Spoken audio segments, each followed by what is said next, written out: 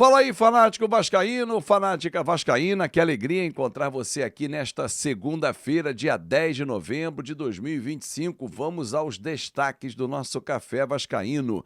Tabu pela frente, 3 próximas rodadas com tabus a serem quebrados. Quais são? Você vai descobrir daqui a pouco. Quais são as chances do Vasco chegar à Libertadores? Qual é o risco de rebaixamento? Ainda há risco? Cobrança forte. Tom elevado dentro do Vasco. Tudo isso e muito mais agora, então chega deixando o seu like, comenta, compartilha, se inscreve no nosso canal, dá aquela moral pro fanático vascaíno. Você é novo, seja muito bem-vindo. Bom, de cara vamos trazer números, porque eu fui consultar o site Infobola do matemático Tristão Garcia, nosso parceiro aqui do canal, já participou algumas vezes de lives por aqui, para saber dos números.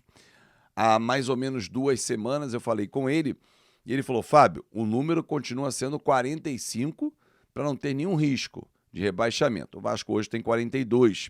Com os resultados da rodada, e eles ajudaram, o Vasco perdeu apenas uma posição. O Atlético Mineiro venceu o Sport, pulou para a 9ª posição, 43 pontos, o Vasco ficou com 42 na 10ª. Corinthians perdeu. Red Bull Bragantino venceu, mas ficou atrás do Vasco da Gama. O Grêmio empatou. O São Paulo perdeu, então está a 3 pontos do Vasco.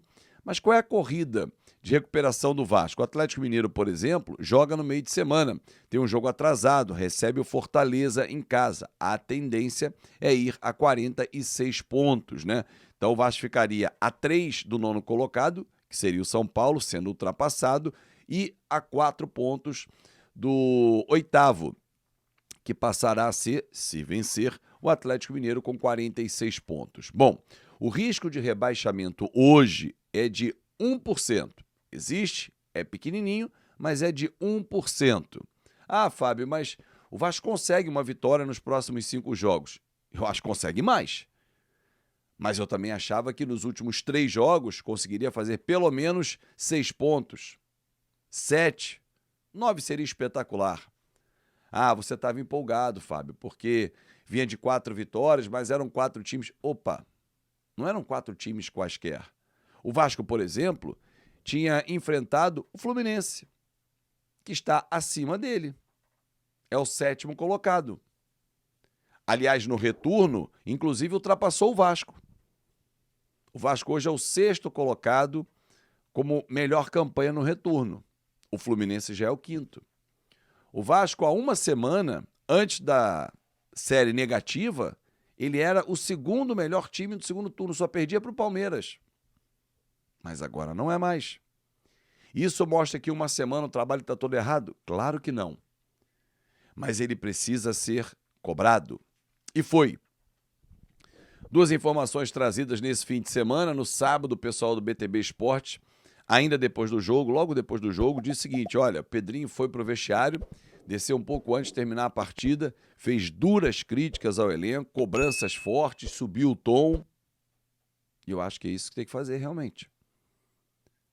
Dentro de uma razoabilidade, um respeito, não é terra arrasada, como bem disse o Diniz, mas é um absurdo você perder 9 pontos disputados. Jogo com o Juventude em casa, tinha que vencer. Óbvio que sim. O jogo diante da equipe do São Paulo também tinha que vencer. Contra o Botafogo é um clássico. Você mede forças. Mas nós empatamos 2 vezes na Copa do Brasil.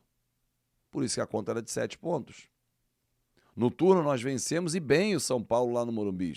Juventude não. Mas segundo o Diniz foi um acidente porque o time não soube lidar com a goleada, entrou meio de salto alto. Foi isso que ele quis dizer. Ok. Mas e agora?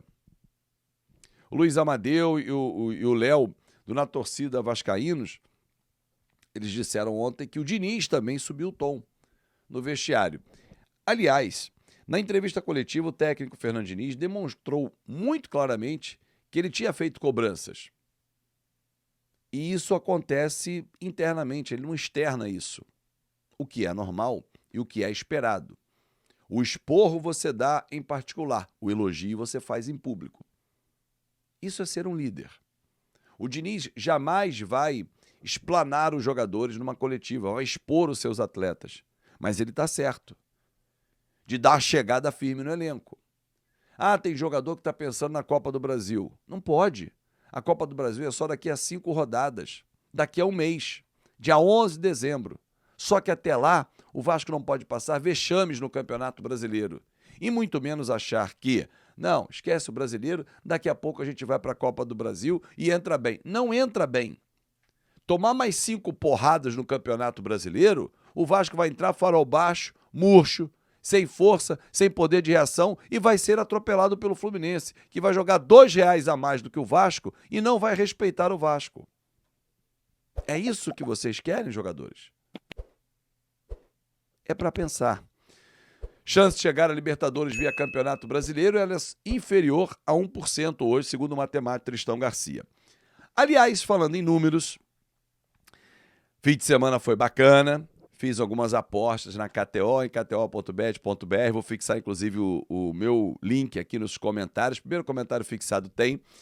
Mas tem bola rolando nesta segunda-feira, exatamente. Tem Série B.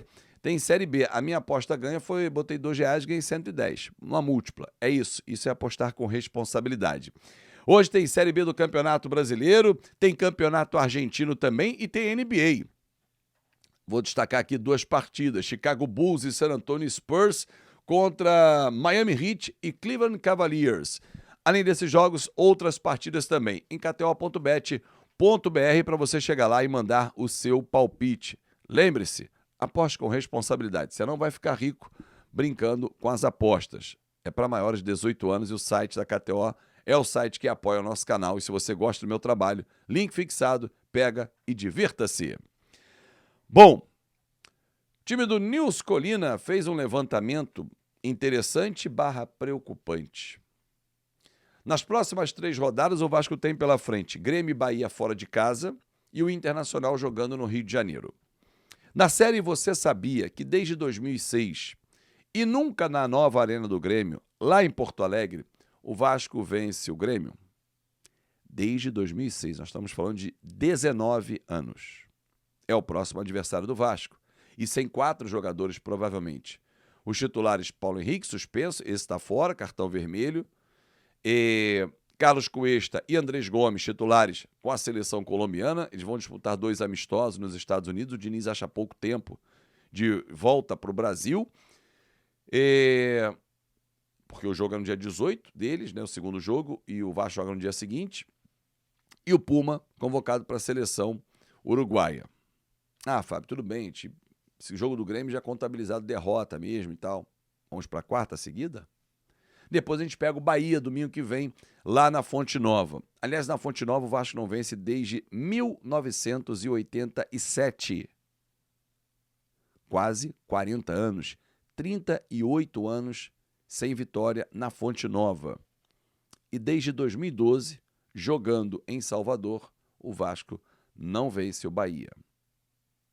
Ah, Fábio, mas Grêmio e Bahia são 2 derrotas certas, a gente não pode contar com isso. Vamos pensar no Inter. Beleza. Jogo em São Januário, nossa casa e tal, nós vamos passar o rodo. Não tem sido assim no Campeonato Brasileiro. O Vasco não tem sido um grande mandante. Pelo contrário, tem sido um bom mandante, trazendo os seus adversários, convidando para que eles vençam. O Internacional, o Vasco não derrota em São Januário desde 2019. Estamos indo para 6 anos. Claro que existem séries B dentro desse contexto, mas é muito tempo sem vencer esses adversários. Não pode. O time tem que criar vergonha na cara, a partir de amanhã, quando voltar ao treinamento, olhar, olho no olho, cobrança interna. Se eu sou o Diniz, amanhã na representação, rapaziada, já falei o que tinha que falar depois do jogo, o presidente falou o que tinha que falar, fecha a porta, se entendam. Que o Coutinho falou depois do jogo, que tem que ter cobrança, e tem que ter cobrança. Tiver que subir o nível, sobe, elevar o tom, sim. Tiver que sair na porrada para resolver, resolvo. Mas quando abrir a porta, encontrem a solução. O time não deixa de treinar, como disse Coutinho, perfeito. Tem que trabalhar mais. Tem que rever as falhas, os conceitos. Se o Léo Jardim tem que aprender a sair do gol 1 hora, não é possível. Talvez isso explique ele não ir para uma seleção brasileira. Reposição de bola, saída de gol. Quando você lembra que no mano a mano, atacante chegou, ele cresceu e impediu um gol. Pega o jogo contra o Botafogo, o Arthur. Bate do lado dele, ele cai errado. Ele não cresce para cima do adversário. O Diniz precisa rever os zagueiros espetados como se fossem laterais. Os laterais viram pontas. O jogo por dentro fica aberto. São revisões de conceitos ou de erros que precisam ser feitos agora, nesses próximos 10 dias. Agora menos, né? 9. A partir de amanhã, 8 para o jogo com o Grêmio. Porque o Vasco precisa voltar a vencer. Muito obrigado pelo seu carinho, pela sua companhia aqui. E não esquece, na conta KTO, meio-dia, vamos bater papo com o Rei, que ontem estava felizinho, né? O time dele venceu, ó, no sufoco, ficou secando o Palmeiras, deu certo, mas segue o líder, ainda é o Palmeiras com uma vitória a mais. Um grande abraço e até meio-dia no nosso Na Conta KTO. Tchau, tchau.